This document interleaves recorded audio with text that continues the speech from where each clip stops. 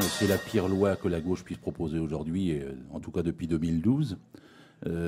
106 articles, 19 ordonnances qui vont suivre. Le travail le dimanche, ça c'est ce qui est le plus connu, mais il y a aussi le travail de nuit, jusqu'à 23h59, en soirée, comme ils disent. Il y a la facilité de licenciement. Il y a au moins 4 mesures qui vont faire que même les gens qui sont licenciateurs ne pourront pas obtenir d'indemnité ni être réintégrés. Vous avez la case de l'inspection du travail, la suppression du droit pénal du travail, l'insécurisation des élus du personnel dans les entreprises. Vous avez de côté la fin de la médecine du travail. Vous avez la casse des prud'hommes. Et en filigrane, on verra après dans les ordonnances, peut-être la fin des CHSCT. Et finalement, le recul le plus spectaculaire du droit du travail qu'on pourra avoir eu depuis le Conseil national de la résistance et la fin de la Seconde Guerre mondiale. On nous a présenté ça comme une loi d'avenir, c'est une loi du 19e siècle. Il suffit d'écouter Macron. Qu'est-ce qu'il dit? Il dit « réussissez, enrichissez-vous ». Et après, aux jeunes, il dit « ayez envie de devenir des milliardaires ». Et après, il leur fait des autocars pour ceux qui n'auront pas assez de sous pour prendre le TGV. Et ensuite, il dérégule à peu près tout. Là où il y avait des notaires, on pouvait critiquer, mais on pouvait imaginer que ça puisse devenir un service public. Non, là, il va livrer ça aux firmes juridiques anglo-saxonnes. Ça sera plus cher et sûrement plus corrompu. Il va...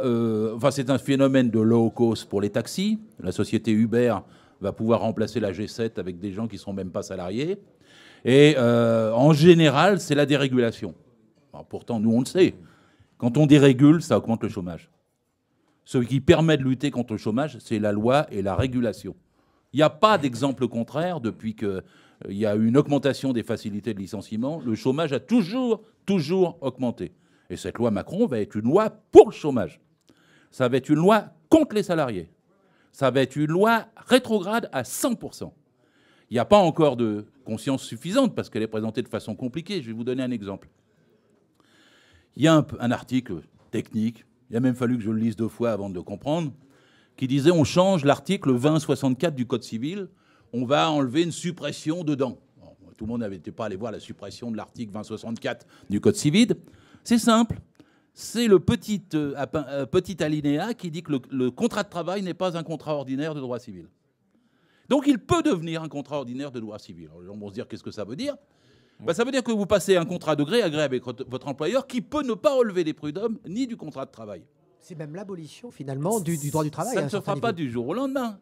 Et évidemment, c'est une brèche. Ouais. Mais l'utilisation et la généralisation de cette offensive, je vais vous donner un exemple. C'est les chauffeurs de taxi nouveaux, là, comment on appelle ça, VTC, chauffeurs tourisme. Bah, ils se mettent à leur compte, ils n'ont pas besoin d'être formés, ils n'ont pas besoin de passer un contrat. On leur commande une course.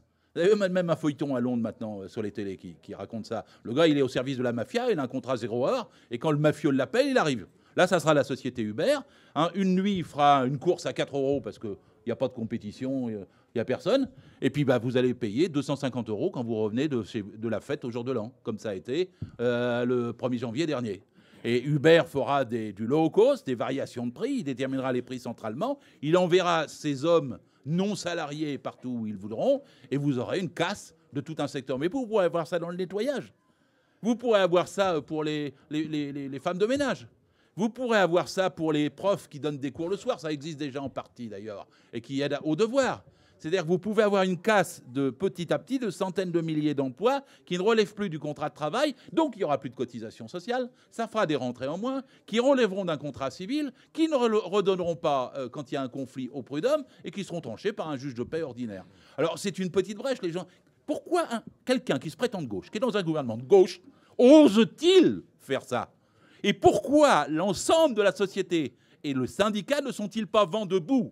S'il y avait le début d'une loi comme ça, écoutez-moi bien, qui soit mise en place dans d'autres circonstances, on serait tous en manifestation. Permettez-moi de vous dire que ces manifestations méritent plus de 3 à 4 millions de personnes. Ce qui se passe est grave. Alors il faut l'expliquer, parce que 106 articles, les gens ne vont pas se rendre compte du jour au lendemain. On leur dit le dimanche, les gens vont être volontaires. Mais il n'y a personne qui est volontaire. Essayez de travailler le dimanche si votre patron ne veut pas. Essayez de ne pas travailler le dimanche si votre patron veut. C'est pas vous qui décidez. Et ensuite, on dit, oui, mais ils vont avoir un meilleur salaire. Mais c'est faux. Ce sont des femmes pauvres et précaires et des étudiants désargentés qui sont obligés de travailler le dimanche. Et la loi, écoutez-moi bien, parce qu'il y a du manchon officiel, la loi ne prévoit aucune majoration de salaire. Alors les gens se laissent parfois avoir parce qu'ils disent « la loi prévoit une négociation pour une majoration de salaire ». Mais ça renvoie au bon vouloir du patron. Et le patron, il dira, parce que vous savez que le chiffre d'affaires pour les magasins ouverts le dimanche, il est plus bas que les autres jours.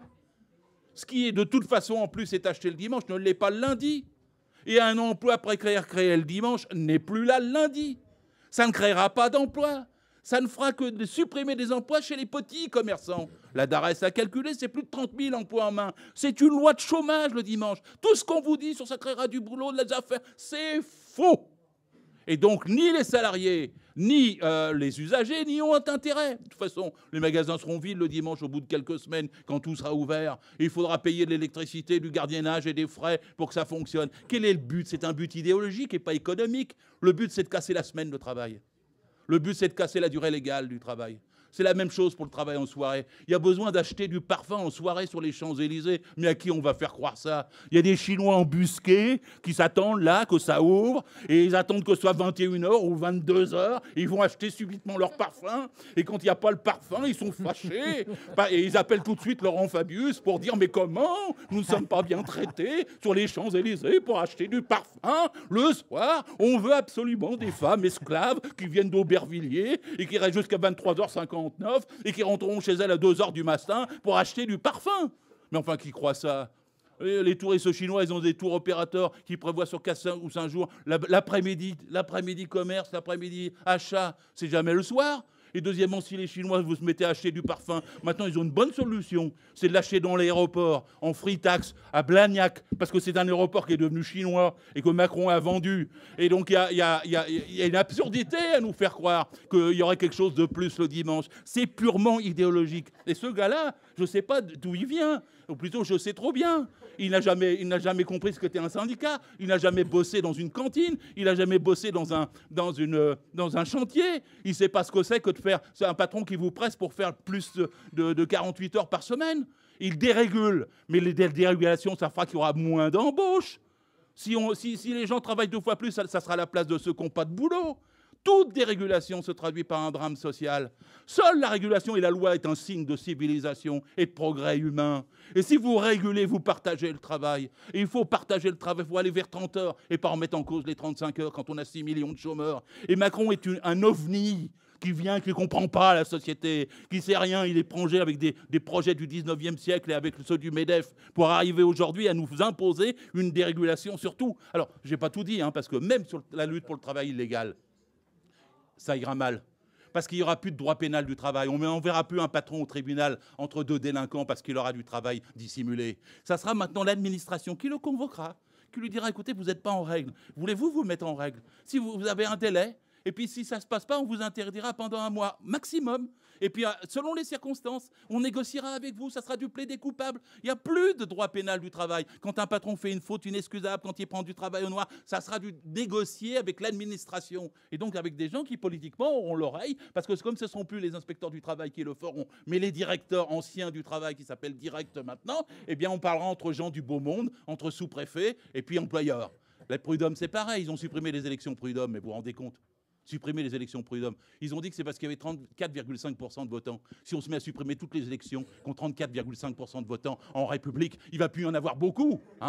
Et on dit que ça coûte trop cher, ça coûte 4,77 € par voix. C'est 4,80 pour l'ensemble des autres scrutins. Ils n'ont pas supprimé les élections aux chambres de commerce, aux chambres d'agriculture. Et là, en supprimant les élections aux prud'hommes, vous savez ce qu'ils font? C'est la seule élection où les immigrés pouvaient voter. Dans une élection nationale où ils avaient le droit d'élire les juges de la République. Et là, on supprime cette seule chose. Alors ceux qui font ça puis qui me disent après, je suis pour le droit de vote des étrangers, je ne les crois pas. Parce qu'ils avaient quelque chose à valoriser, à mettre en évidence, et ils l'enlèvent. Vous voulez que je continue? Non, j'ai plus le temps, c'est ça. Merci Gérard Filoche. Merci. Merci.